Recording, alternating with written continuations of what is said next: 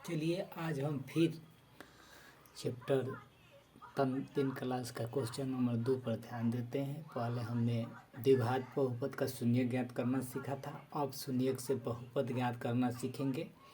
तो चलिए गाइस शुरू करते हैं। देखिए, आप किसी भी इंसान को आप अपने से छोटा मत आकिए। अगर उसका बताया हुआ अगर आपको अच्छा लगता है तो उसको सपोर्ट कीजिए, ठीक है। देखिए यहाँ शून्यक दिया गया है, यहाँ शून्यक दिया गया है, वहाँ शून्य ज्ञात करना था, वहाँ बहुपद दिया गया था, और यहाँ आपको शून्यक दिया गया है और यहाँ आपको बहुपद ज्ञात करना है, ठीक है। तो चलिए आप यहाँ समझिए, मेरे बात पर आप फोकस कीजिए, शकल पे मन जाइए। शकल से कुछ नहीं होता है, गुण आप अपनाइए। शकल चाहे किसी का कैसा भी हो, आप उसके समझाने के तरीका को समझिए, ठीक है। तो चलिए यहाँ शून्यक दिया गया है, यहाँ क्या दिया गया है, यहाँ लिख सकते हैं हम, क्या लिख सकते हैं, यहाँ दिया गया है, जो बात दिया गया वही लिखते हैं। यहाँ दिया गया है, क्या दिया गया है, मूलों का योग, यानी क्या दिया गया है, अल्फा जोड़ बीटा इक्वल टू दिया गया है कितना। चलिए क्वेश्चन नंबर 2 बनाते हैं, √2 और मूलों का गुणनफल कितना दिया गया, मूलों का गुणनफल कितना दिया गया है, 1/3, ठीक है। तो द्विघात समीकरण के लिए सूत्र क्या होता है, द्विघात बहुपद के लिए सूत्र होता है, चूँकि हम जानते हैं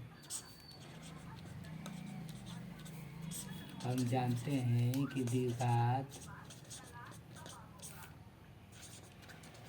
बहुपद के लिए हम क्या लिख सकते हैं, x² घटाव अल्फा जोड़ बीटा x प्लस अल्फा गुणे बीटा बराबर 0। अब इसी पर हम बैठा देंगे, x² घटाव मूलों का योग कितना है, √2, तो √2x और मूलों का गुणनफल कितना है, 1/3, तो प्लस 1/3 इक्वल टू 0, ठीक है। अब चलिए इसी को बना दीजिए, तो 3x², यहाँ बता के जोड़ घटाव कर रहे हैं जी, यहाँ सबके नीचे एक होता है, तो एक यहाँ 3 एकम 3 है, तो 3 एकम 3x² हो गया, यहाँ 3 एकम 3 है, तो ये क्या हो गया, -3√2x² प्लस फिर यहाँ 3, तो 3 + 1 हो जाएगा, ठीक है। आई सबके नीचे आ जाएगा 3 है, या इक्वल टू में है 0, तो 0 से गुणा करेंगे तो 0 हो जाएगा, तो 3x² घाता 3√2x प्लस यहाँ हम 3 छोड़ दिए हैं, 3 नहीं 1 सॉरी यहाँ 1 है, तो 3 एकम 3 है, तो 1 एकम 1 ना होगा, यहाँ प्लस 1 इक्वल टू 0। यही हमारा द्विघात समीकरण का सूत्र हो गया, ठीक है। द्विघात समीकरण हमने यहाँ प्राप्त कर लिया, आंसर हो गया। अब चलिए, अब इसको हम जांच लेंगे कि क्या हमने जो प्राप्त किया है समीकरण वो सही है कि नहीं, जो हमने प्राप्त किया वो समीकरण सही है कि नहीं।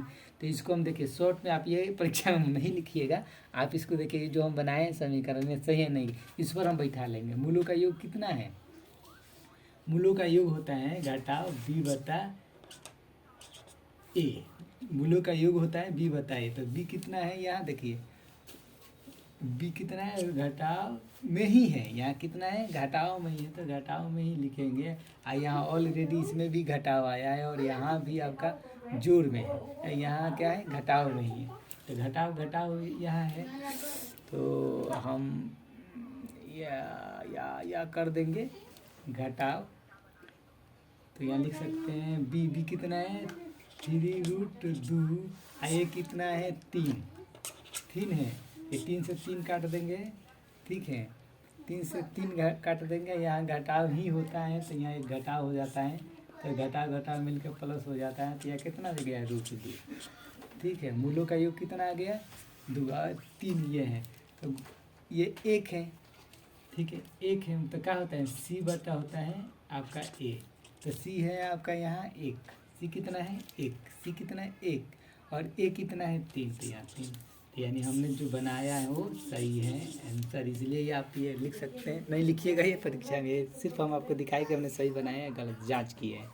ओके।